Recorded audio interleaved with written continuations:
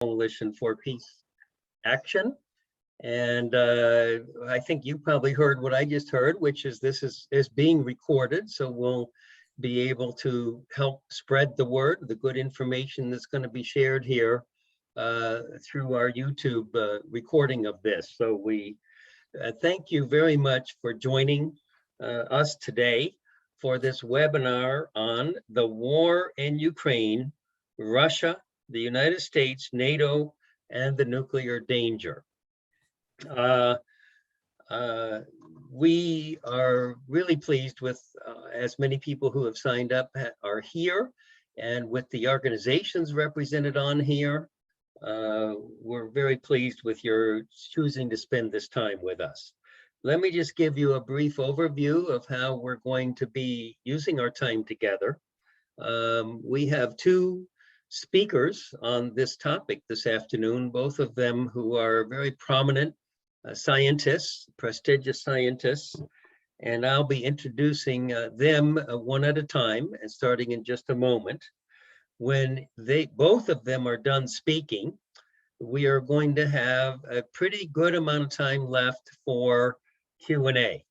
And the way that we have found that works the best for Q&A is for you to use the chat box. And so the chat box will enable you to send a message to any of the four of us that are the host and the co-hosts. But I want you to select, when you're selecting who to send your question to select my name.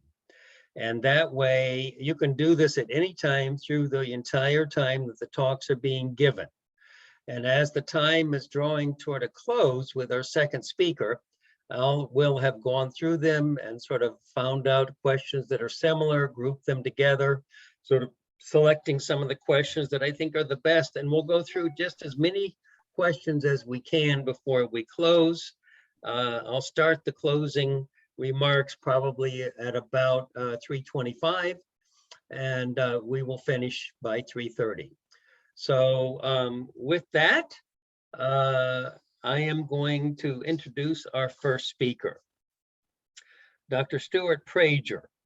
He is a professor of astrophysical sciences at Princeton University and an affiliated faculty member with the program on science and global security. From 2009 to 2016, he was director of the Princeton Plasma Physics Laboratory. And here, this last sentence is the one that I'm most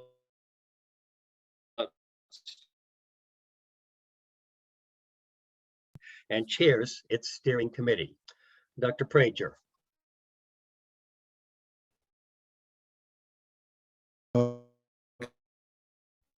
Thank you very much. Just let me say at the outset, I'm not a historian. I'm not an expert on Russia. I'm not an expert on Ukraine. I'm just a physicist who is focusing on the problem of nuclear weapons, which were invented, developed, and presently being developed by my community, by physicists and engineers. So I'm going to really confine my remarks just to the implications of the Ukraine crisis to how we think about controlling nuclear weapons. This crisis really is an unfortunate object lesson for us. We can draw many lessons from it. Of course, we're all here because of the statements by President Putin that we've all read in the newspapers. We know that he says he put his nuclear forces on combat duty alert. That doesn't really change the physical posture, but it clearly indicates a state of mind of Putin. And then he says, and this is his quote, "Whoever tries to interfere with us should know that Russia's response will be immediate and will lead you to such consequences as you have never experienced in your history." And he comments that today, Russia is one of the most powerful nuclear states. This is pretty explicit. It's shocking. It breaks a nuclear taboo. Responsible leaders have obeyed a taboo where one should never threaten the use of nuclear weapons. They're too fierce, and that's something that should never be done because it introduces these horrible weapons into geopolitical discourse. We all know, though, that this isn't a unique breaking of the taboo. There were precedent in this by the President of the United States. We have to acknowledge in 2017, our president said, quote, "North Korea best not make any more threats. They will be met with fire and fury like the world has never seen." And I read this quote last night and I was struck by the similar phraseology in what Putin said. He said, "It'll lead to consequences you've never experienced in your history." And President Trump said, "Fire and fury like the world has never seen." I'll leave to psychologists to figure out that, but they're both terrible statements. Trump, as we know, also commented about having a big and powerful nuclear button. And this is a horrible precedence that the commanders of the nuclear arsenals of the two largest nuclear powers make such wildly reckless statements. Now, of course, the reason that Putin's is worse is because he's making that statement right in the midst of a hot and brutal war. And that makes the threat ever more real. Fortunately, at the moment, the United States has a rational president in President Biden. Putin's statements, I think we're all here because they are alarming and they're serious. There is no way that they can be cavalierly dismissed. As we know, Putin commands some 4,000 nuclear weapons. Of those 4,000, nearly 1,000 are constantly 24/7 on an alert status. And if Putin decides to launch nuclear weapons, they are at the ready, and he can really launch civilization-ending number of nuclear weapons in a matter of minutes. Now, we know that in the United States, our president, by law, has the sole authority to launch a nuclear weapon. Any US president can decide and need not consult anybody, and nobody can stop the president unless they want to disobey an order, and he can effect a nuclear strike in minutes of deciding to do so. We don't quite have that transparency into the Russian system, but Russian observers note that pretty confident that in practice, Putin has the sole authority to launch nuclear weapons. So when he makes a threat such as he's made, that's alarming and needs to be taken seriously. In the current situation, we're in a tense situation where political signals are being read. And we do know from our history, our nuclear history over decades, that there have been numerous instances of close calls where, were it not for the wise intuition of a few people in the chain of command, we could have easily had a nuclear conflagration. There are documented examples of false alarms, of false warning of an attack. And fortunately, the leaders of Russia, Soviet Union, United States, Russia, United States did not retaliate. So the present situation is one, if we had a similar false warning or false political signaling, it's not hard to imagine that Putin would not respond but prudently. And there are many such flashpoints. In fact, we also read in the newspapers that the US was planning a missile test, just a missile flight test, routine, not with a nuclear warhead, and that they wisely canceled that test just so that there couldn't be any misinterpretation of that test on the part of Putin and incite him to take nuclear action. Well, the fact that the US government even thought they had to do this is demonstration itself of how close we are.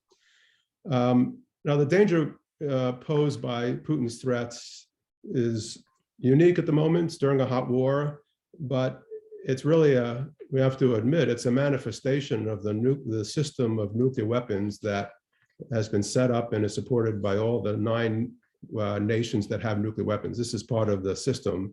Putin is just operating within the nuclear weapon system that we've all set up. It's also alarming that you turn on the television and part of the common discourse is how likely is it that a nuclear war will break out from this conflict. Pundits on TV discuss this issue. They universally consider it a serious concern, and then they argue, but it's probably not going to occur. So it's unlikely. Such probabilistic assessments really break down when you come to nuclear weapons. For typical risks that we encounter on a day-to-day basis, it's fine if something has a 5% chance of happening and it's not catastrophic. We can live with that. And it's a reasonable discussion, but it's quite alarming to talk about the probability of a nuclear war breaking out at the current time during a hot crisis. Because even if political experts conclude there's 1% chance, 0.1% chance of it breaking out, that's totally unacceptable. It's a 1% chance of something that could kill millions, hundreds of millions, uncountable numbers of people. And it should be shocking to everybody that this has reasonably, because of what Putin said, but this has entered the common discourse. It has a collateral damage of normalizing nuclear weapons. They're now discussed as possible tools of use in a nuclear conflict. Not that anybody approves of it, but it's discussed. And the facts are easy to understand about nuclear weapons. You know, it's easy to say they can kill 1 billion people. That's easy to understand, but it's a very difficult concept to grasp. And I'm struck watching TV where there will be a discussion about a correct discussion about the absolute horror of potentially 300 people being killed in a Russian strike on a theater in a Ukrainian city. And that's a horror, and that horror is conveyed realistically to the audience. And it's followed then, though, by a discussion of, well, it's not likely, it's possible, but it's not likely that a nuclear war will occur. And that threat, which is infinitely worse than the death of 300 people, is very difficult to convey to the public, and it's being a bit normalized inadvertently by this discussion. Another observation of the present situation, one thing it brings home is our helplessness and our ignorance with regard to nuclear weapons issues. And what do I mean by that? Well, I think the helplessness is clear. Right now, the lives of untold millions of people hinge on the psychology of one man, Putin. And it's a rather bizarre psychology, probably. So this is a sort of maximal helplessness. We were all held hostage to the thoughts of Vladimir Putin. He has a sole authority where he can do this unlimited damage. And again, Russian experts discuss the psychology of Vladimir Putin. And this is a terribly helpless situation to be in. But we should recognize that we were in this situation a month ago, a year ago, and 10 years ago. We should generalize this. This is an ongoing truth as long as we have nuclear weapons. We are all held hostage to the psychology of not just Putin, but the President of the United States, the leaders of India, Pakistan, and so on. So this is brought home so vividly today, our entrapment by Putin's psychology, but it is a feature, and the world should appreciate this, of the nuclear weapons systems. Another example of helplessness, I think this brings home, is what would we actually do if Putin used a nuclear weapon? We have the United States, 4,000 weapons. We can retaliate mercilessly. And the principle of deterrence has been lauded as working. Well, imagine Putin launched one nuclear weapon, a small nuclear weapon, into one Ukrainian city, which I think it's clear there would be nothing ethically stopping him from doing so. And such a weapon can kill 100,000, 200,000 people instantaneously. What would the US do with our famous principle of deterrence and retaliatory second strike capability? I don't know what we would do. I don't see any useful use of nuclear weapons. What would we do? Would we fire a nuclear weapon into Russia and kill 100,000 people? Would we fire 2 to indicate resolve, and then Putin sends 3 back? I think it's clear that our nuclear weapons are useless in this scenario, even if Putin uses a nuclear weapon. I can't imagine that we would want to respond in kind. Could also ask the question, would we be better off in this conflict without nuclear weapons or with nuclear weapons? And I think the answer to that is also clear. Ignorance. This crisis brings to the fore our ignorance. And what do I mean by that? Well, we're now in the midst of a hot war, Ukraine and Russia is, and we should recognize that past wars teach us nothing about nuclear war, just about nothing, because all past wars have used weapons that are 1,000,000 times less powerful than nuclear weapons. So the whole dynamics of war changes when you have nuclear weapons to make that kind of war, I think, unrecognizable from the viewpoint of those that have experienced any prior war. We have no experience with different paths that can lead to escalation from a war with non-nuclear weapons to one with nuclear weapons. We've never experienced that. We don't know. Nobody knows how that would work in practice. We're ignorant there. We should appreciate that nobody fully understands the consequences, the physical consequences even, of using nuclear weapons. Yes, we understand their blast effects, thermal radiation, nuclear radiation. We understand some of those, but we don't understand everything. We have no experience of ever using nuclear war in a conflict other than those that were used over Japan, which were two, in today's world, relatively small nuclear weapons. We don't understand completely the effect that it could have on the global climate if a large number were used.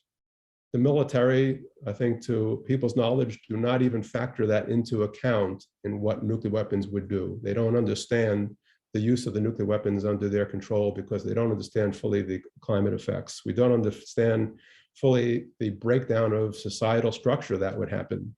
So we don't really understand these weapons. The only lesson that we learn, of course, from past wars, and we learn it clearly, is the famous fog of war, that there's uncertainty in war. People really don't know what they're doing, even in conventional war, and you should take, and that's a very important lesson to learn in regard to nuclear war. Other lessons learned. Nuclear weapons can provide cover for aggression. If Putin didn't have nuclear weapons, he might feel less bold about invading Ukraine. They're clearly not working as peacekeepers here. With respect to, it's often argued that nuclear weapons keep the peace. We haven't had major war between superpowers because of nuclear weapons. Well, I think in the present situation, nobody feels comfortable with that. We have two nuclear superpowers that are staring at each other. And I don't know, I think most people wouldn't take comfort that it's not likely to break out because of nuclear weapons.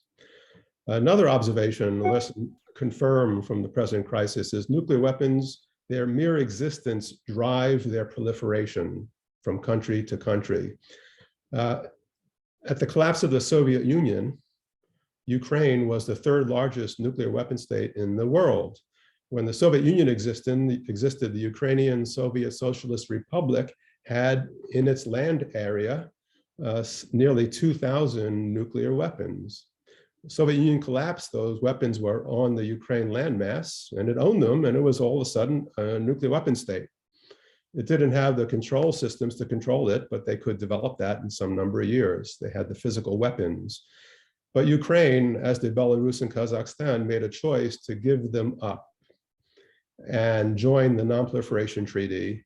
And in return, there was an agreement with Russia and the US and the UK that they will give up all their nuclear weapons, and in return, none of those three countries will take military action against Ukraine. And obviously, Russia has violated that. A reasonable conclusion from another a nation observing this is we should get nuclear weapons. Maybe if Ukraine had nuclear weapons, Russia wouldn't invade. This is a message over and over again countries will receive. The hypocrisy of the nuclear weapon system that some countries say we need this for our security, but you don't, is not sustainable. And if, as long as nuclear weapons exist, likely proliferation is going to be inevitable. This problem is intrinsic to nuclear weapons. Clearly, this is not a problem of Putin. It's a problem intrinsic to nuclear weapons because any country that has nuclear weapons, the leadership can go from good to bad to good to bad. Gorbachev wanted to get rid of it. Now we have Putin. Germany went from Hitler now to a country that's normal, and so on and so on. So nuclear weapons present a danger that's unacceptable no matter who owns them. It doesn't matter who owns them. And also like to observe that the present nuclear crisis is entirely predictable. It's shocking, but it's not surprising. And what do I mean by that? Nuclear arms experts have long said that nuclear conventional wars can escalate. And the kind of scenario we have is exactly that which has been described by nuclear arms experts. It reminds me of climate change. We know from climate change that there are going to be more intense hurricanes, but we don't know exactly where or when those intense hurricanes will occur, but we know they're going to occur. And likewise, as long as we have nuclear weapons, we know that crises such as the one we're living through right now are going to occur. So we're at the moment where this is a moment of clearly of danger, but if you look at the longer term for arms control, this is a moment of continued danger or possible an opportunity. There's a danger.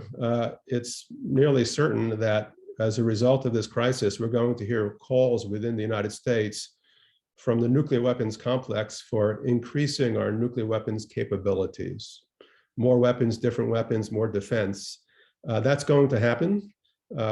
This crisis could enhance the recent trend where in the past few years, Russia, China, and the United States have been modernizing and their nuclear weapons and increasing their capability. And in past years in the US, it's been argued by the defense establishment that the Russian and the Chinese buildup means that we have to build up our nuclear capability.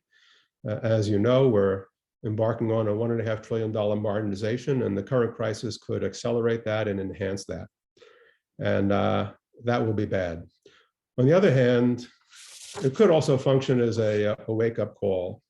Maybe it will lead nations back to the negotiating table, who knows? The question for us, I think, is how can we exploit this sort of learning moment, this unfortunate moment, how can we exploit it to the good in the US? It's obvious what the US can do unilaterally to decrease the risk. This has been discussed for many, many years. There's many things on the table. No first use policy, no launch on warning, no ICBMs, and so on and so on and so on. The challenge is not, I think, what the US could do, but how can we get the US to do it? That's a political challenge. How can one mobilize the public? And I think I'm going to end here just to sort of leave that as a question. This is a, in the longer term, maybe this can be used to wake up the public so that the public could advocate for arms control and arms reduction on the part of the United States, which is not happening now, but how does one get that done? And with that, I'll stop and turn it over to Zia. Thank you, Dr. Prager. And I wanted to say very much appreciated that. We all have quite a few questions in the chat box already, but we're going to wait to hear from Dr. Mian. But one thing just quickly struck me about your remarks when you were saying that even a 1% chance of the use of nuclear weapons was not acceptable. And it was very much like Ambassador Pickering said a week ago for us when he addressed our membership renewal gathering. And he said 1/4% chance is way too high. So he won up to you on that one, I guess. He's right. But he's right. I agree with that. Yeah, I agree with that. It's a very sobering reality that we are facing here. So we've already got quite a few questions, but we're going to hear from Dr. Mian next. And let me just take a minute to introduce him properly. Dr. Zia Mian is a physicist and co-director of Princeton University's program on science and global security. He received the 2014 Linus Pauling Legacy Award for his, quote, his accomplishments as a scientist and as a peace activist in contributing to the global effort for nuclear disarmament and a more peaceful world, end quote. He received the American Physical Society's 2019 Leo Szilard Award for, quote, promoting global peace and nuclear disarmament, particularly in South Asia, through academic research, public speaking, technical and popular writing and organizing efforts to ban nuclear weapons. In 2021, he was elected a fellow of the American Physical Society for, quote, promoting global nuclear risk reduction and disarmament through academic research, public speaking, technical and popular writing, and organizing efforts, end quote. Mian was appointed to the UN Secretary General's Advisory Board on Disarmament Matters as of January 2022. So it's my great privilege and pleasure to introduce Dr. Zia Mian. Thank you, Bob. Hello, everyone. I'm grateful to Bob for the opportunity to be part of this conversation. And let me try and keep my remarks relatively brief, and that way we can have more time for a discussion about the things that everybody is interested in pursuing. I want to begin, though, with following up from a couple of observations that my friend and colleague Stewart made in his remarks. When Stewart began by talking about the use of language to issue nuclear threats by President Putin of Russia and former President Trump, and he was struck by the similarity of the language. And it reminded me that this is how it actually all started. It's always worth remembering that the first time most Americans, and certainly most of the world, learned about nuclear weapons was when President Truman went on the radio in August 1945 and told the world from the White House that the United States had dropped the first atomic bomb on the Japanese city of Hiroshima. And you can go and read that statement now. You can even listen to a recording of it. And one of the things that President Truman said, the kind of first words of the nuclear age, were that if Japan does not surrender, and I quote here, they may expect a rain of ruin from the air, the like of which has never been seen on this earth. And you can draw a straight line from that to Donald Trump, to Vladimir Putin, going through all the nuclear threats that so many presidents have made. We're only really fortunate that there are only 9 countries in the world with nuclear weapons out of 193. But all of them, all 9 of them, have made nuclear threats of various kinds.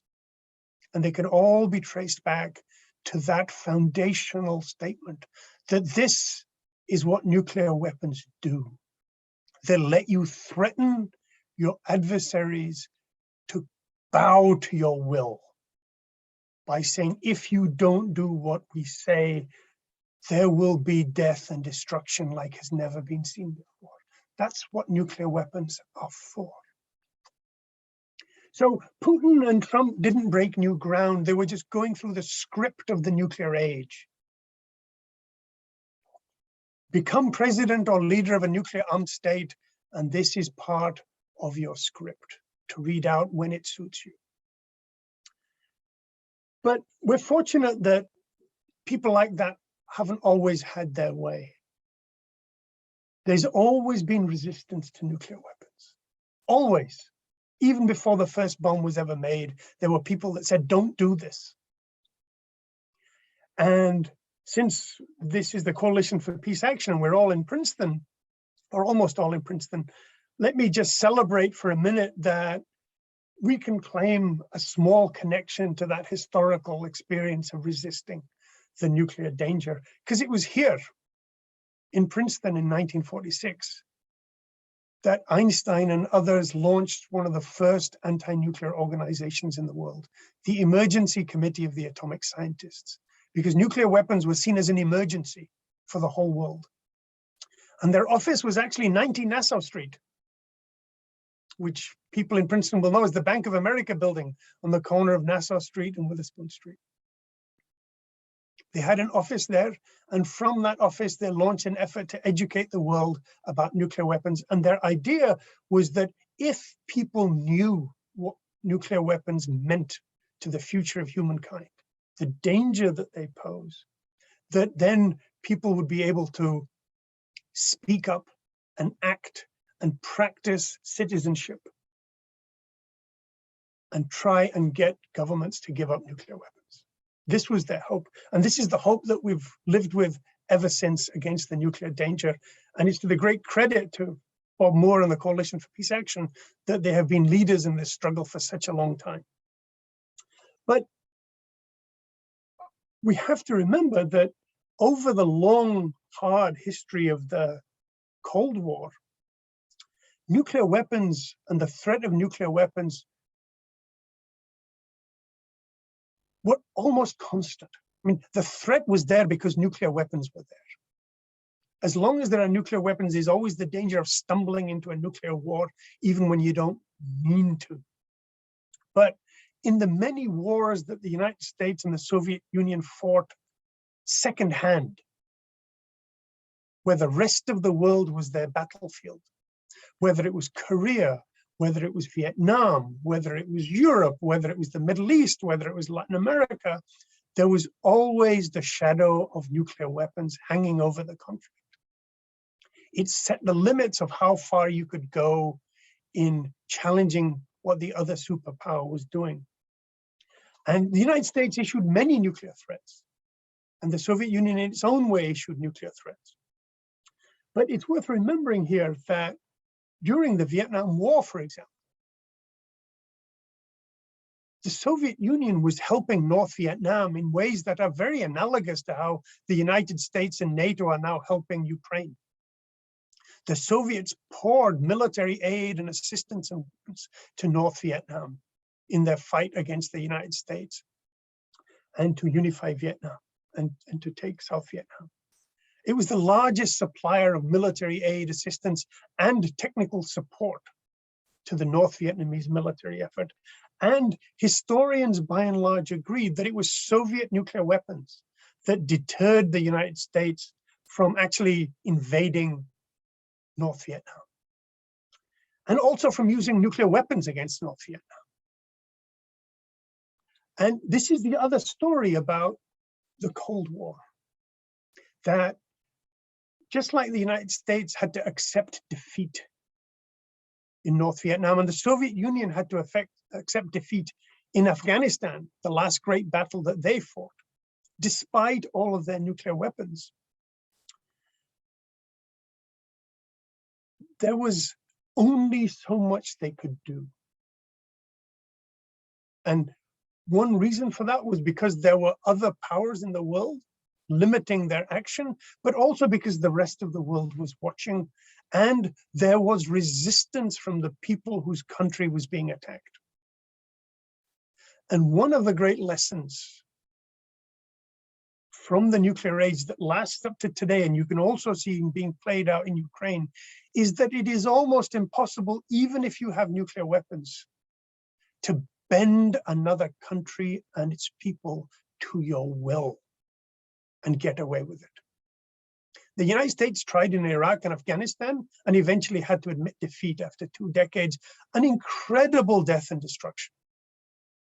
In the same way that Putin is trying to destroy Ukraine, to destroy its cities and to subdue its people. But he's finding that the battle is very hard because people have commitments to their communities and to their country.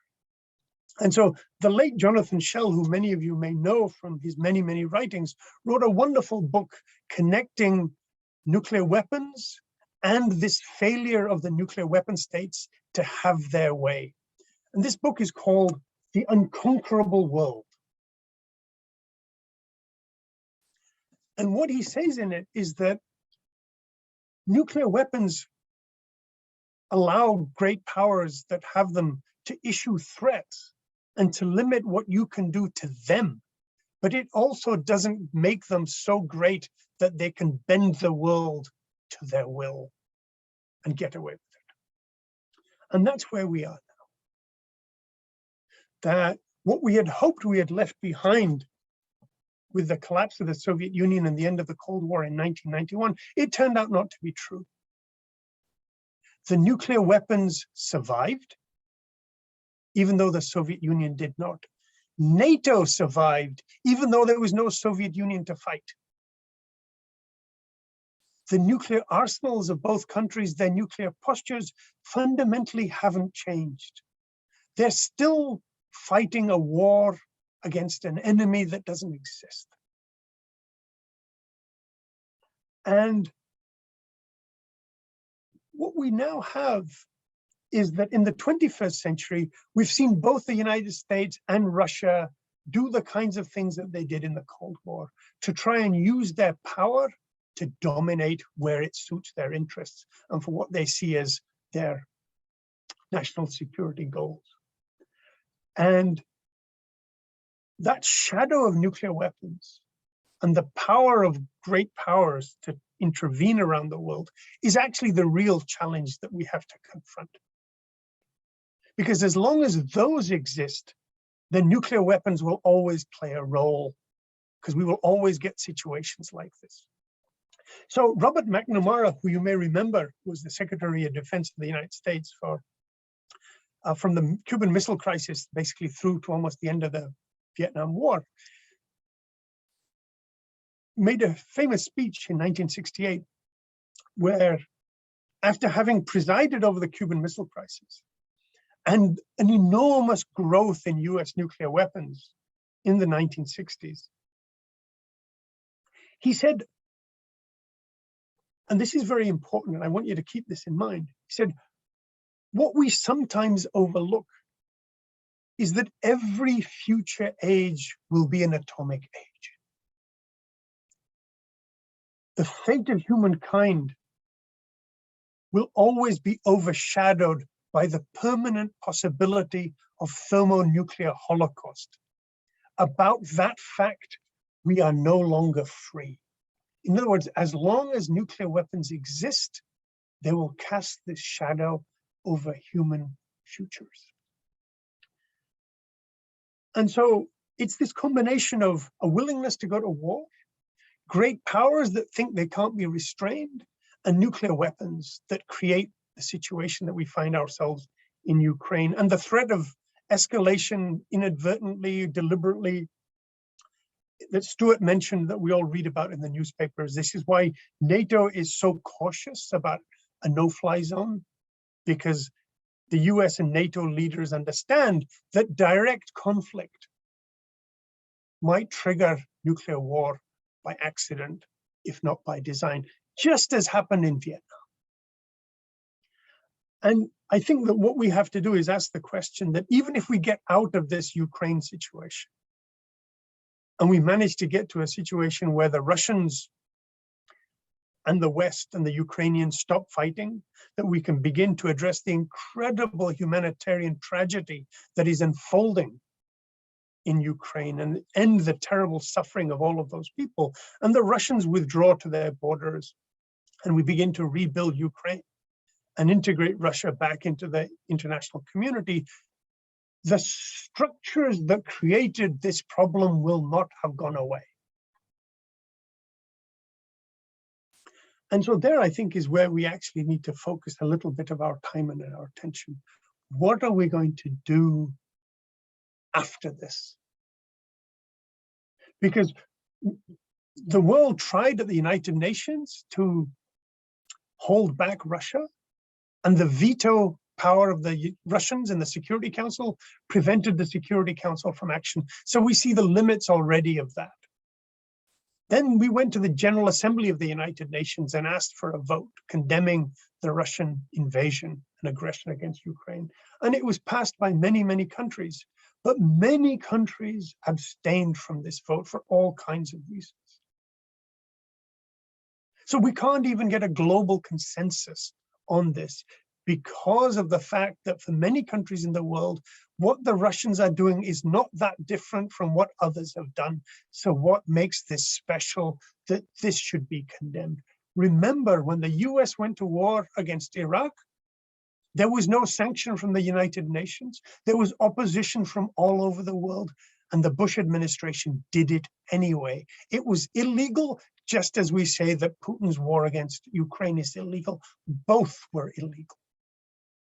Now the United States and many countries in the world quite rightly talk about war crimes by Russia.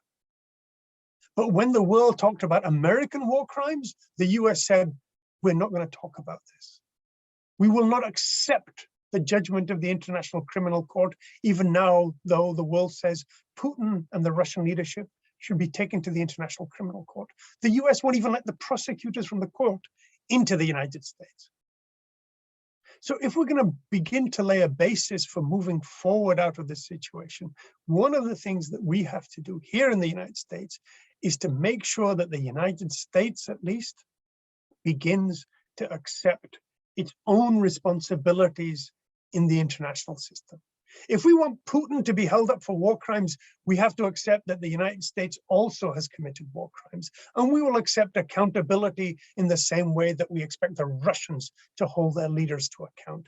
Think of all of those brave people in Russia protesting against Putin and his secret police and his thugs at great risk. And so we owe it to them to say, we support you in your struggle to hold your leadership accountable for this terrible thing.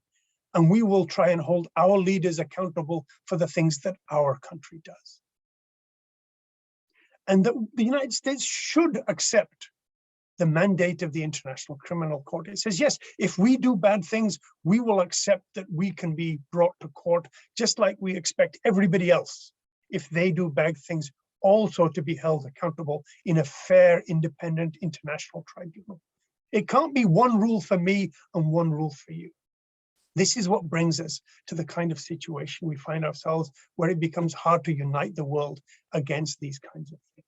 So I think that if we're going to hold Russia to account, we have to accept that we also must hold ourselves to account for our own nuclear weapons policies, the use of nuclear threats by the United States and its allies and by NATO, and for the things that we do, and for the suffering that we cause. And so it's with that I think I will end my remarks, that really the challenge is to go forward from this thing that we're all suffering and to think about how we can make sure that we play a proper role in ensuring that we are able to build a better system at home and internationally to make sure this kind of thing can never happen again, and that anybody who thinks about this knows that there will be an accounting that will take place. Thank you very much, Dr. Mian. Yes, let's show our appreciation for both Dr. Mian and Dr. Prager. I thought they both gave excellent talks.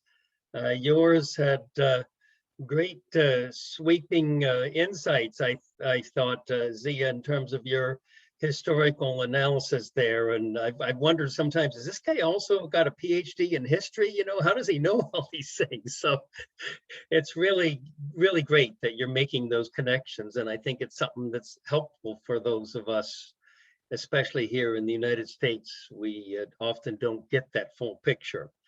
So we've got quite a few questions, and keep sending more, friends.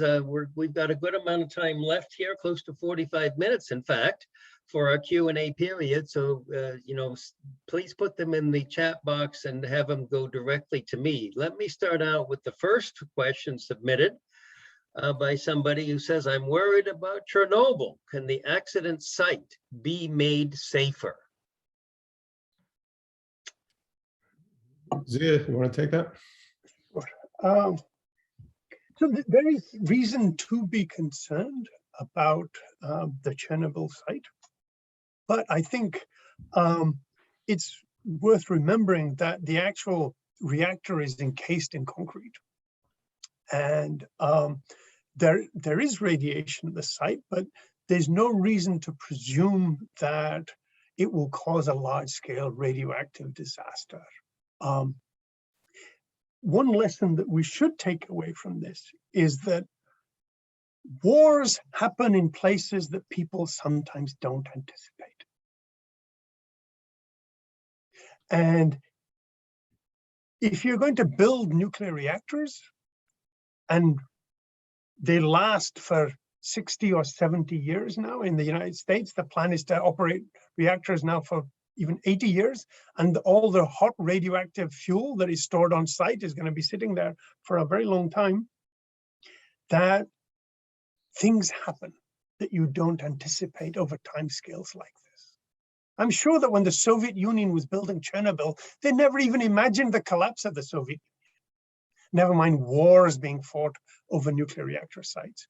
So I think that's one of the things that we actually need to keep in mind and not worry so much about the possibility. Accidents happen, but the possibility of a large radioactive accident from the Chernobyl site is not something that I think is kind of a critical concern at this time.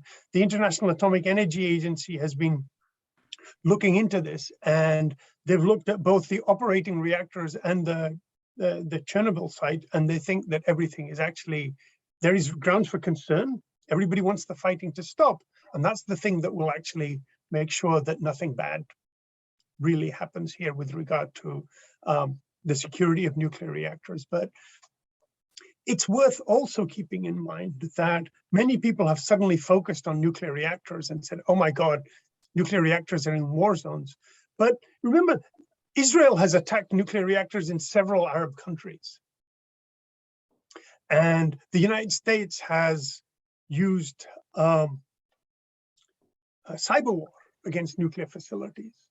And there have been all kinds of incidents and accidents where nuclear facilities have been targeted in various ways. So far, thankfully, no great nuclear disaster has followed.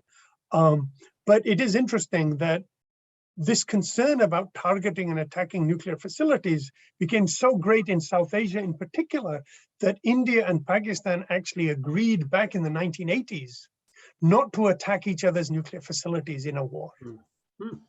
They actually signed a treaty, one of the few treaties between the two countries, that said, here is a list of nuclear facilities in my country. And the other country said, I promise not to attack anybody, any place on that list. And so every year in January, they exchange a list of nuclear facilities that are not to be attacked. And so that would be kind of an almost minimal kind of sense of how to think about something like this. But, you know, the problem is war. And once you think about, even if you don't target the facility, if you destroy all the power to it, you might trigger an accident. And so it's not enough to say that you're not going to target it. The problem is that nuclear technology fundamentally is profoundly long-lived and hazardous. And for fear of accidents and concerns about war and everything else, it's just a question of whether people believe, is this a risk that you should be willing to run or not? Thank you. Dr. Prager, you have anything to add on that question? Oh, no, I think Zia covered it very comprehensively. Great, great. All right, let's move on to our next question then. How many nuclear weapons does NATO, not the US, UK, or France, have? If these weapons were all moved off their current bases so that Germany, Italy, Belgium, Netherlands, and Turkey no longer had nuclear weapons, and NATO declared it would remain nuclear weapons free, could that be a means, provide a means for Putin to work with the West and pull out of Ukraine? Well, I think, if I can say, I think that question almost answers itself. It actually gave the data, and I think gave the answer. I mean, France is a nuclear weapon state, and the United States has some 150 or so nuclear weapons in 5 different countries spread around Europe. And I think the question was, if all of those weapons were removed from all NATO properties, would that help have negotiations with Putin? I think I can't answer for Putin, but I think the answer is unambiguously yes. I can't imagine a better move. That would be a wonderful move to have. As you probably know, there are 6 treaties around the world that establish regions of the world as nuclear weapon-free zones. And if you sum those up, the entire Southern Hemisphere is a nuclear weapon-free zone, which means in the entire Southern Hemisphere, there are no nuclear weapons on any of those lands whatsoever. And I guess the question questioner actually is proposing that the NATO countries become a nuclear weapon-free zone. So one can only applaud that. Unfortunately, that's not the orientation of the NATO members, as you know, and that would be a very big political lift, one worth fighting for.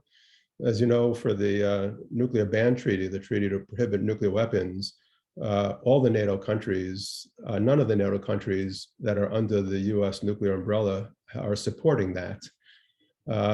So they're unlikely to, at the current time, without some significant political changes, be willing to remove all nuclear weapons from their soil. But unquestionably, that would be a major, major step forward for the nuclear world order, and something to be fought for if there's a political avenue to fight for that. So Thank you, Dr. let me Zia, just add, if please I add. might, Yeah. two brief observations. One is that it's important to clarify that NATO has no nuclear weapons. The nuclear weapons that the question asked about are American nuclear weapons based in European countries.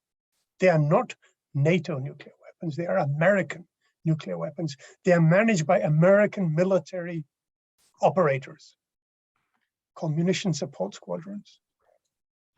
And they are brought from the United States, put on those bases, managed by US troops, and the decision to use them will be a decision made by the President of the United States, not by the Germans or by the Dutch or by the Italians or by the Turkish political leadership. These are American weapons. And there used to be many more such weapons in Europe during the Cold War, thousands, in fact.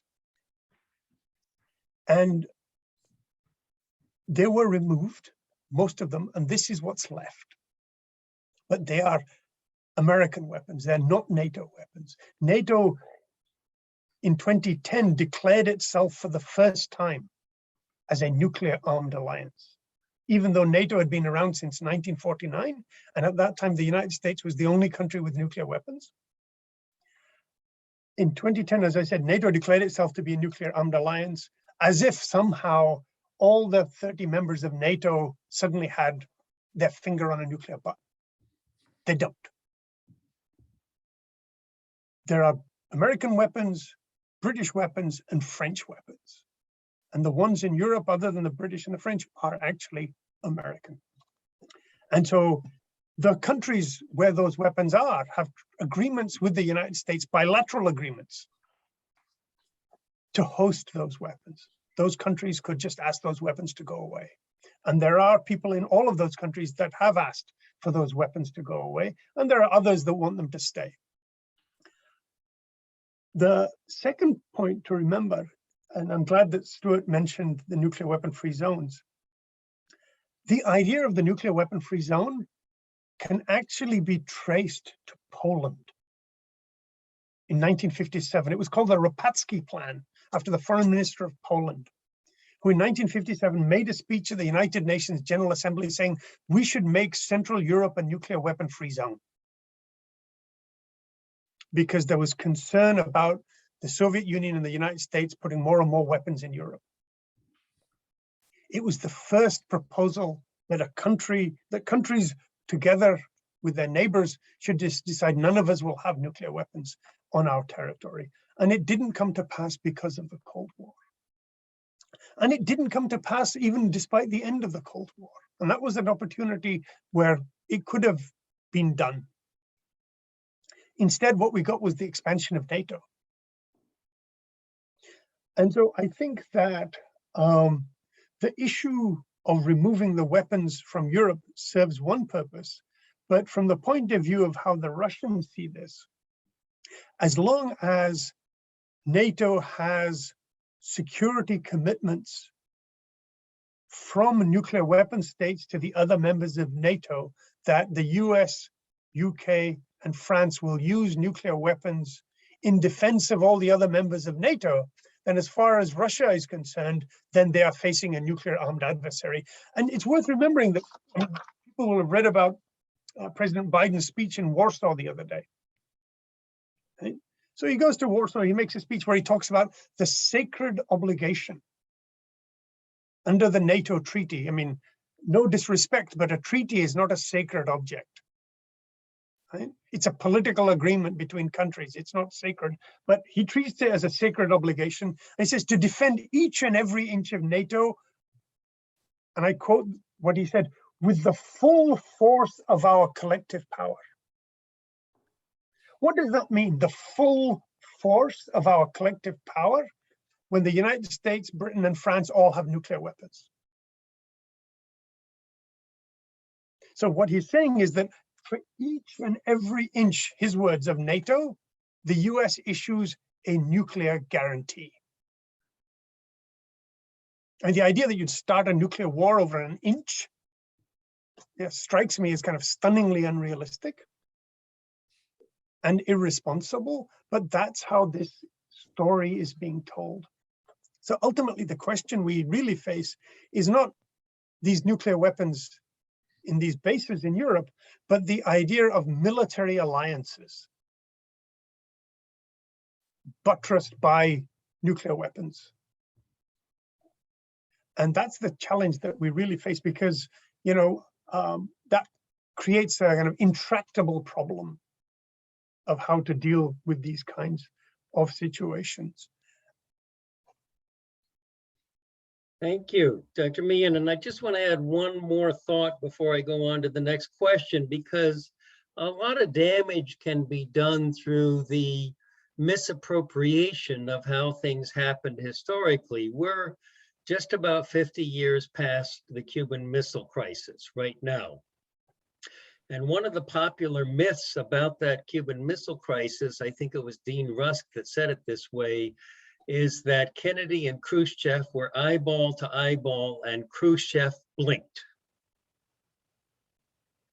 So basically, Kennedy sort of ratcheting up the military confrontation is basically, he's saying, is what got us out of that nuclear, the gravest danger really still to this date of nuclear weapons actually being used in a full-scale nuclear war. And that's actually very false. It's just not true. What actually happened is that Kennedy had secret negotiations with Khrushchev through a back channel, and he offered in exchange for Cuba withdrawing its nuclear weapons from Russia, rather, withdrawing its nuclear weapons from Cuba, that the US would withdraw nuclear weapons from Turkey, which we had deployed, which were almost as close, if not closer, than the Cuban ones were to the United States. And Khrushchev accepted that, but Kennedy insisted on keeping that agreement secret. And, so that's what got us out of that, was diplomacy. Now, albeit it was secret diplomacy, I don't think it should have been, but it was for political reasons. And so that's what really got us out of it. It was not some kind of macho, mano-a-mano confrontation and Kennedy somehow won it. And so this is something I think we need to get straight in the history and straight in our minds so that we can de-escalate these situations more effectively through diplomacy as we go forward. Here's another question, and either or both of you can answer it. If Ukraine had held on to its nukes, as you know, when it became independent, it decided to give its nukes up and they went back to Russia. But before that, it was the third largest nuclear state in the world. If it had given them up, would Putin have invaded?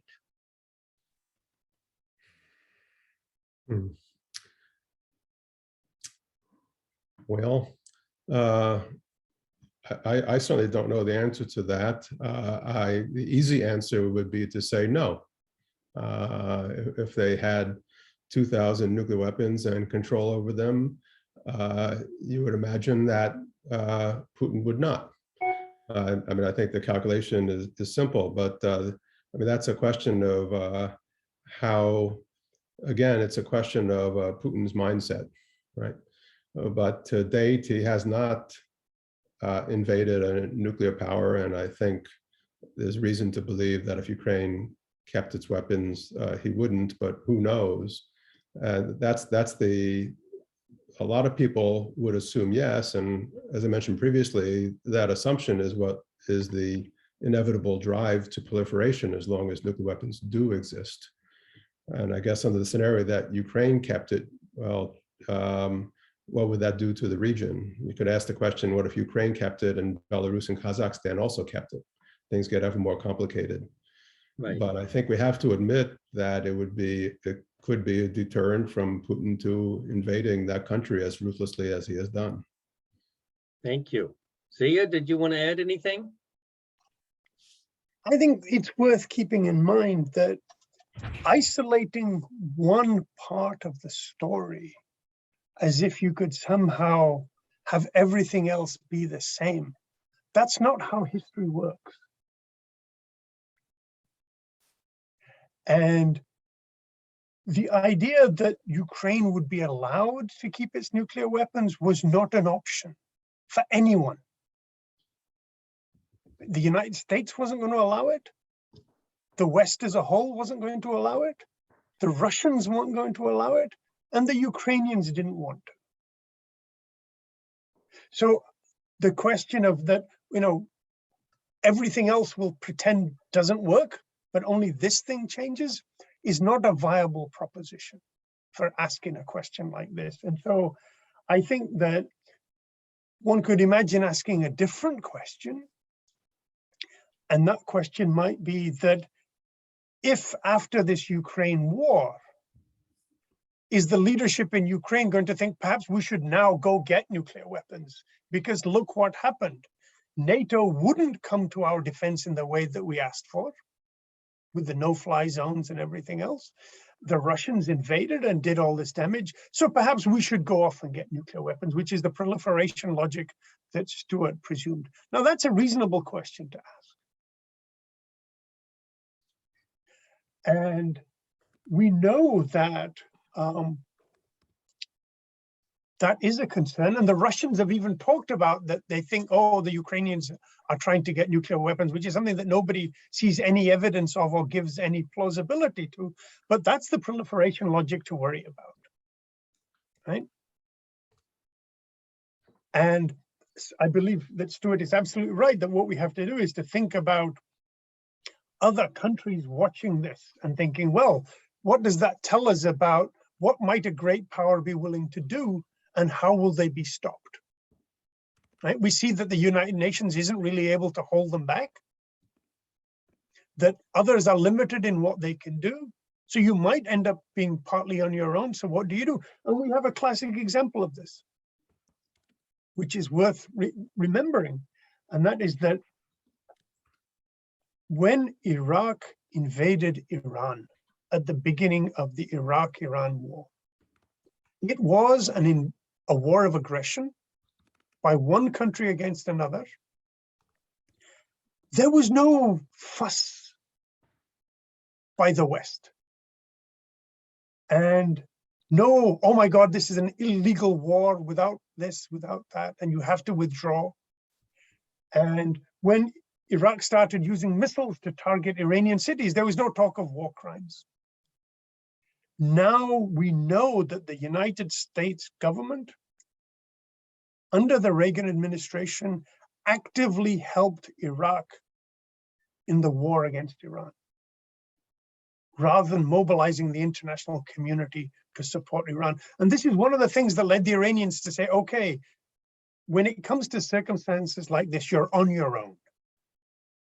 You should prepare to arm yourselves. And out of this, you see the emergence of the push for Iranian nuclear capabilities, which earlier they'd been ready to give up, and of all kinds of missile programs and so on and so on, which leads us to the crisis that we have in the Middle East now with the Iranian nuclear program and the proliferation dangers that are contained therein. And so, yes, we've actually seen this, exactly this logic play out, right? The countries are subject to war. No one does anything that will actually help in a way that is principled. And so a proliferation logic delivers. And so that's part of what we need to think about also, because already people will have seen, they talk about, will Japan get nuclear weapons? Will South Korea get nuclear weapons? That, Is that the kind of lesson that we want people to take away from this? And so I think that's where we need to focus our attention. Thank you. Here's a question for both of you. It's based on Stewart said during his talk that there were also opportunities before us. And the questioner asks both Stewart and you, Zia, to elaborate on some of the best approaches. Well, so I think that's a difficult question. I posed it without an answer. As I repeat myself a little bit, what the US can do is clear. There's a large number of steps that the US can do to diffuse the nuclear situation in the world. Long list, and Coalition for Peace Action has argued and advocated and lobbied for many of these. The question in my mind is how to get the government to do this. And at so many discussions like this, that point comes up, and it's iterated and reiterated. It's often pointed out that in the 80s, there was a nuclear freeze movement, 1 million people in Central Park, all that. Reportedly, it even influenced Reagan, Gorbachev, and in fact, what happened was more than a freeze, but a drastic reduction in nuclear arms. This discussion happens over and over and over and over again. The question is, it still is true, it seems, that there's not going to be any change in the United States posture that's fundamental unless the public is mobilized, or unless there's some kind of a triggering event that makes this visible to people.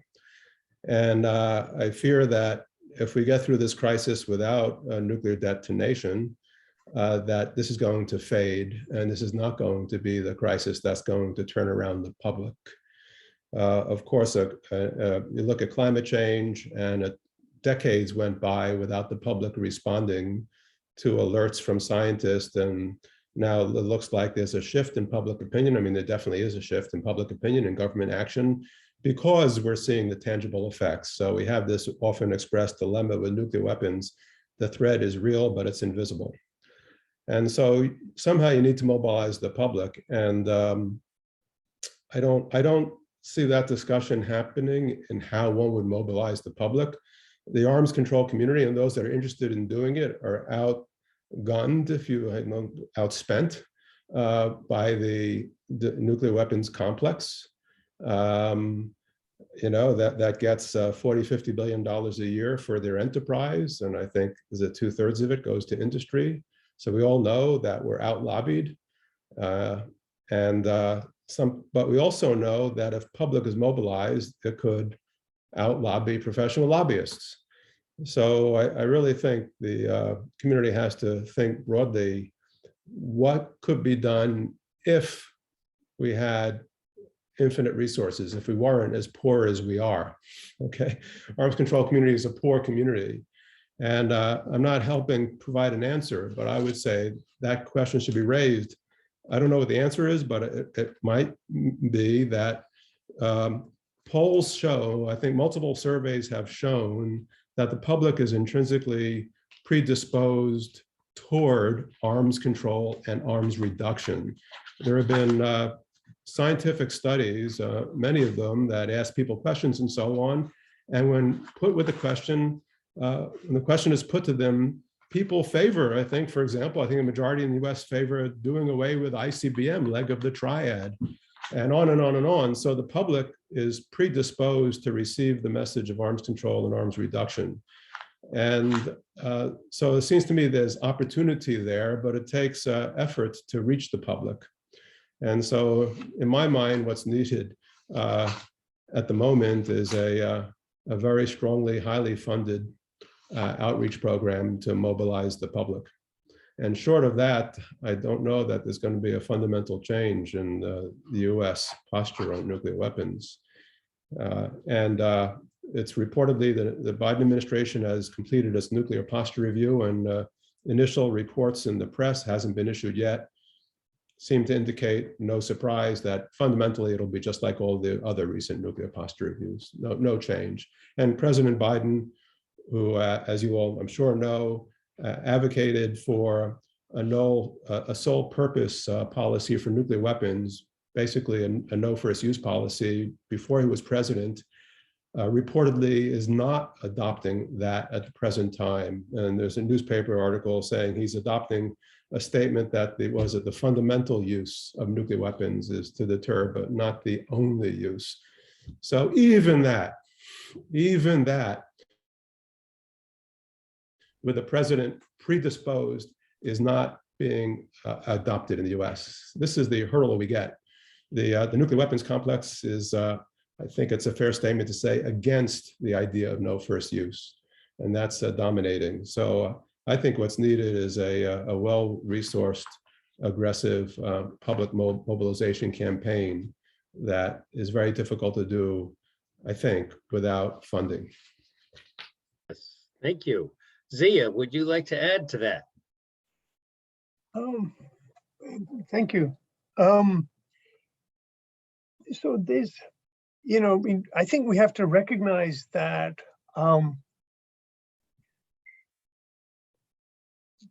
the period of hope and change that we imagined in the mid-2000s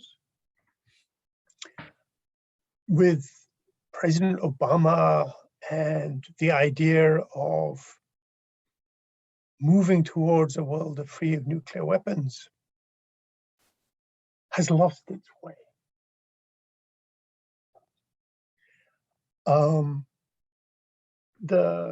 Not just in the United States, but also in Russia, China, Britain, France, etc., the other, as I said, 9 countries with nuclear weapons. There has been a recommitment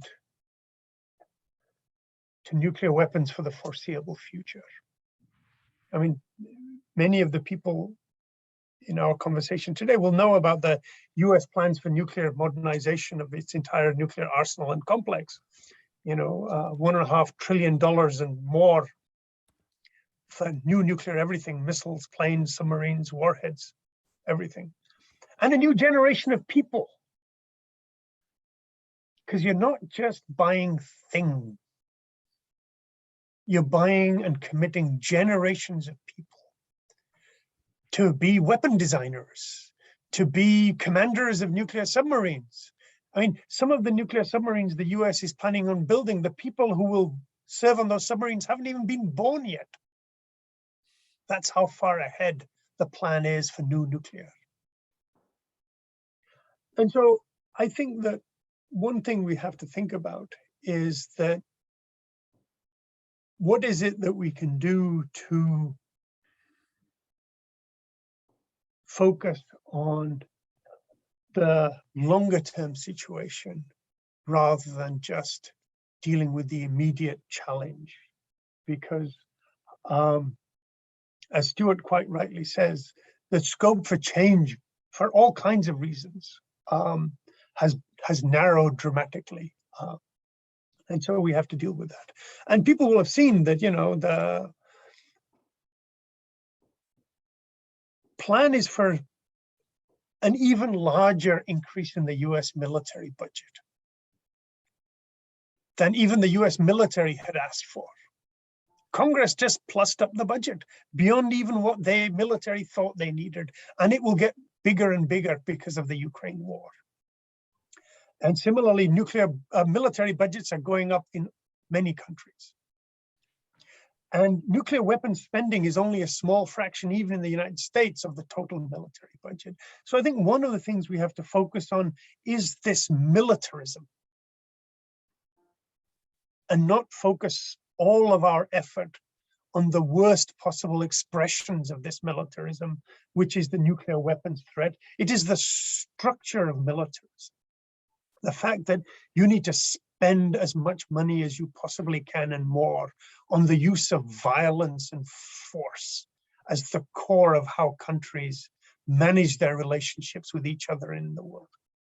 So I think we do need to ask these fundamental questions about military spending, of the idea of national defense and of national security in an age of climate change, as Stewart talked about, and of the need for cooperation on so many other things.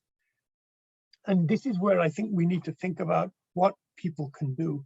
One thing that's been really heartening in all of this is the genuine outpouring of compassion and support from all over the world for the poor people of Ukraine. And we saw earlier versions of this in different ways, to different extent, for the people of Afghanistan, for the people of Syria, and so many. There has been a wave of compassion, right? Not everybody all the time, but it does show that in the structure of human feeling of our time, there is genuine care for the suffering and well-being of other people. And we need to think about how we can help strengthen those kinds of bonds. The other part of it is, as I mentioned earlier in my remarks, there is a sense of accountability, right? And this often happens. You remember at the end of World War II, there were war crimes for the Nazi leaders for the terrible things that they did. No mention of the fire bombings of cities by the United States and Britain and others, but at least some people were held accountable for terrible things. As in the same way now there are demands for holding people accountable, we should embrace accountability. We should say, yes, we want everybody to be held accountable. So I think there is scope here that not just caring for other people, but everybody should be held to the same standards of accountability if we're going to get out of this and make sure it happens again. So I think, again, build on what we see, which is the need for accountability and for the expressions of compassion, and think about how we can organize together to do that. That includes support for refugees, for assistance, and for the United Nations, and for the International Criminal Court, and for the idea of war itself as a crime, as well as crimes within war and war criminals, and that those should apply to everybody, everywhere. That's what it means to have a community where everybody's treated equally and fairly. So I think that's where we need to think about how to go forward here. And the last thing I would urge everybody to think about is that we do need to communicate to political leadership. And as folks in the US, we need to communicate to the US leadership and to the Biden administration and the president also, that we don't accept this idea that this is a battle to the death. President Biden has been framing this as this kind of epic contest between democracy and dictatorship, where one will win and the other will succumb. This is the language of the Cold War, right? Of total victory. And I say this because not only did he say this in his speech in Warsaw the other day, but President Biden made a speech in Washington a little while ago, in which he talked about the United States and Russia and the United States and China being, and I quote his words, mortal competitors. Mortal competitors. In other words, a life or death battle. And then he went on to say, and yes, I know that we have existential shared concerns like climate change, which imperil all of humankind on our planet. He says, but that might not be enough. And I think one of the things that we have to do is to help educate our political leadership that, no, this is not about mortal competitors. This is not about a battle to the death where all of humanity will fall. There are good people in Russia struggling against their leaders. There are good people everywhere trying to make their countries and their leaders do the right thing. This is not about mortal competition, right? It is about finding a common path together through cooperation. And you begin that process by not talking about countries of millions of people as mortal competitors. And so I think that we have a huge task now, as we've had in the past, right? To emphasize humanity and humanitarianism and the collective well-being of people, over the interests of governments. Governments have their interests, but ordinary people have to assert their common humanity. I think this is where we can try and begin. We see that common humanity being expressed, and we just have to build on it and that sensibility and the promise that it holds for everyone everywhere. So, that's what we have to do. Thank you. I guess I want to end. I think we only have time for maybe one or two more questions. So I want to be sure to get a question that has been raised in the chat box in several ways about the possibility of resuming some momentum toward nuclear arms control and reduction. And that is, people have asked about, could we re-enter the Intermediate Nuclear Forces Treaty? And of course, one on my mind, because we've just been doing a lot of lobbying in favor of it, is re-entering the Iran nuclear agreement. Could taking those kinds of steps potentially restore some momentum toward getting a handle on this nuclear weapons danger? Yes, no question about it. We should rejoin, restart those three agreements or something analogous to them. And I think we have to apply the principle that nuclear weapons negotiations, and I don't think everybody by any means agrees with this principle, maybe we can discuss it, but they need to be separated out from most other concerns. Whatever is going on in countries, whatever conflicts there are, it's often wise to separate out nuclear weapons and negotiate with regard to nuclear weapons. As you know, arguments against the Iran nuclear deal center around that the deal might help Iran with regard to its non-nuclear activities in the Middle East. That's a major argument against entering the Iran nuclear deal. The argument for the Iran nuclear deal is that if you have a nuclear deal, that benefit of that is going to help everybody and surmount any possible negatives, any other considerations of them being relieved of sanctions. Throughout the whole Cold War, the Soviet Union and the United States, even if they were, as Zia says, mortal enemies, that, as we well know, the nuclear arms negotiations and agreements thrive to some extent, in fact, to a large extent. And it's just ironic in this post-Cold War time, the US has withdrew from Intermediate Nuclear Forces Treaty, Open Skies Treaty, the Anti-Ballistic Missile Treaty, so that the only treaty, to my knowledge, that's putting any kind of a lid on our capabilities in Russia and the US and nuclear weapons is the New START Treaty, and that expires in about 4 years.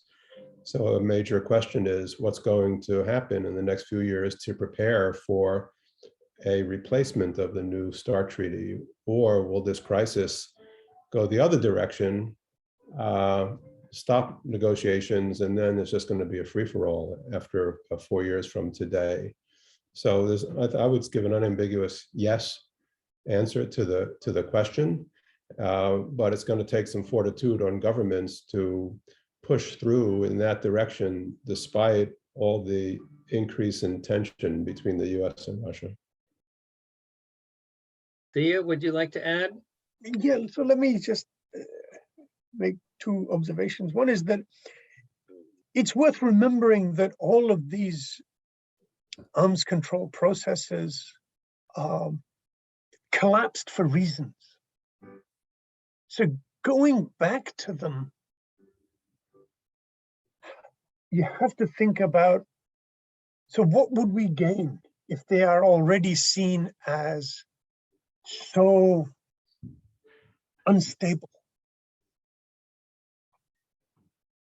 Because once upon a time, it was believed that arms control was a step-by-step process of building solid foundations of getting the nuclear danger under control. And that each step we were strengthening the controls. There were fewer nuclear weapons, there were more restrictions, etc. And what we've seen is that that structure itself has come undone. So going back to those kinds of arms control measures needs to grapple with the underlying process that destabilized all of them in the first place. Because if that process of destabilizing arms control isn't addressed, then anything we build will go through the same experience the next time. And so that's not a viable proposition, because then you're just going to do the same thing that happened before. And we shouldn't be in the process of building houses of cards. The other part Hey, that's Go ahead. keeping in mind, since we only have a few minutes, is that the long-term commitments that push against arms control are actually in domestic politics. Right? As Stewart was mentioning earlier on, it's the pressure from inside the military and the weapons manufacturers and the lobbyists and the members of Congress who represent those interests. And let me be clear, the people who work in that sector of the economy and society, for whom military production produces good, well-paying jobs, right? So we just have to accept that that's the reality, and we have to be willing to grapple with it if we're going to get to this. And so I think that's actually where we need to pay attention now, right? Arms control is the outcome, but we need to focus more on the actual dynamics of what is at play that is shaking the ground on which we have to build whatever thing we can build for the future. And that ground is increasingly now being shaped by interests in increased military spending. And that's the challenge that we need to take on, because more of the same will not solve the problems that we see being at play here in the present crisis or in future crises. And that's just a really, really hard problem. But taking your eyes away from the reality of the problem doesn't help you solve it. You just move to the things that you know what to do with and feel comfortable doing. That's not a decent solution to the actually existing problem that we face, which is that there is now a real fundamental challenge to the whole idea of international order and cooperation from this renewed militarism that is coming. So that's where I think that we really need to focus on, because until we get to grips with that, there will always be people who will push in the political process for, let's just use force against Iran rather than make a deal. Because if they won't give in, we'll sanction them or attack them, which is what's happened in the destabilizing the JCPOA. So I think that's where we have to do. We have to think about how to address the underlying causes of the problem that we see. Okay, well, thank you again. We really appreciate it. And before I give a final, ask for a final round of applause for our two outstanding presenters today, I do want to invite you to support this ongoing work. As Stewart already mentioned, one of the big challenges that we face as we try to do this organizing, which we've been doing with Coalition for Peace Action for over 41 years now, is having adequate funding to really take on these immense challenges. So Danielle is posting, and just has posted, in fact, a link to be able to make a donation to us.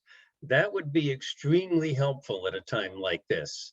I know some of you may have already made a donation to us earlier this year. If so, we appreciate it, or become a member, renewed your membership. But if not, this would be a great time to do it, or if you can make an additional one. There's also a mailing address to send a check to CFPA there, and we would really, really welcome that.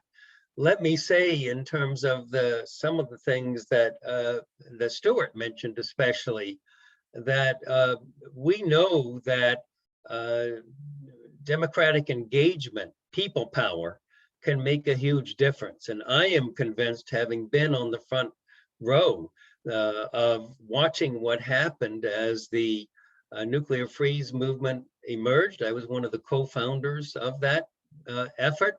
And then when Reagan was elected and started making loose talk about nuclear warning shots and all this other stuff, that we were all very, very worried that nuclear weapons were sliding toward the actual use of nuclear weapons. And there was a big nuclear arms race, and that did get reversed. It got reversed because of rallies and demonstrations and referenda and all the lobby days, all the many other things that we were able to do with your support. And it won't be easy. We can't do an exact replica of that. We need to find new approaches and new partners and empower ourselves. But we do ask you to stay in touch with us, to support us financially if you can, to support us through joining one of our committees and actively participating in our lobby days. We appreciate your spending the time with us today. And if you would, if you all can make yourself visible so our speakers can see us for just this final round of applause for a terrific set of presentations today. We really, really appreciate it. Thanks, a pleasure to talk to you all. All right. Well, thank you so much, everybody, for joining us. Do stay in touch, and we hope to see you again soon. All right.